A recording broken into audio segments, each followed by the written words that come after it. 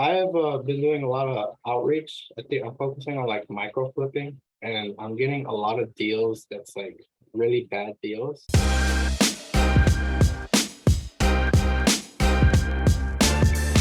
I wanted to ask if that's normal. Absolutely. If you ever come and hear from anybody who focuses primarily on micro flipping and wholesaler deals, there's a whole cadence to those deals, right? And this is the cadence.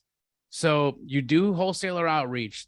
9 or even 10 out of 10 of the deals that they're going to send you they're not going to make any sense. Okay. That doesn't mean that that's where it ends, right? The next step is to call that wholesaler and say, hey, it's Andy. I just looked at this property and I must be missing something. What ARV do you have on this house? And they'll say, oh, I got, this ARV. Like, okay, can you send me the comp that you're using to get there? Because when I comped it, this is what I got to.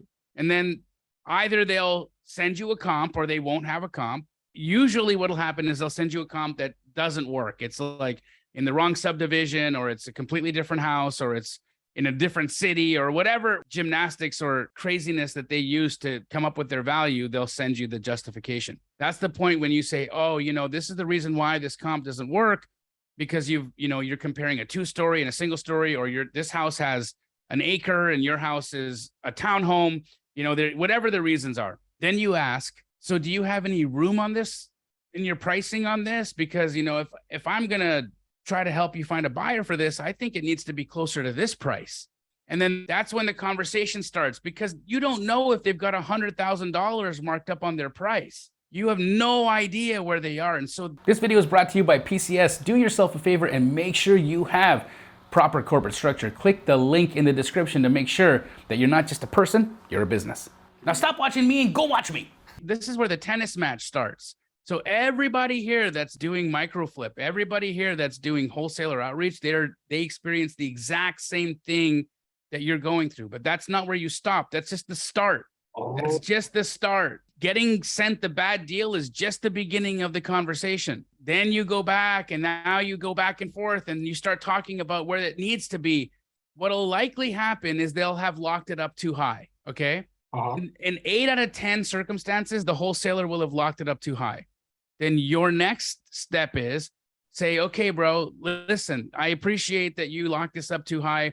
This is where it needs to be. Do you think there's an opportunity for you to get it at a lower price? And maybe there is, maybe there isn't. If there is, then they will try to see if they can get the price lower. If there's not, then the next step for you is to say, the next time that you are locking up a deal, talk to me first, and I'll give you a buy number. I'll give you a number where I think it needs to be locked up at, so we can actually make this happen. And thus you begin your process of building your pipeline of wholesalers with opportunities that are going to come to you asking you for buy prices. So this requires a dance.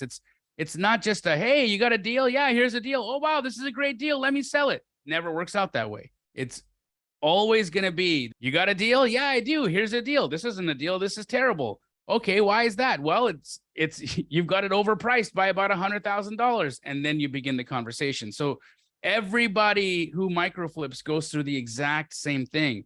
You're in the process of building up your pipeline. So just because they send you a bad deal, that's just the beginning of the conversation. Thanks for watching another one of my YouTube videos. Now it's your turn to go out and take some action. But before you do, like and subscribe to my channel, because the law of reciprocity means you owe me.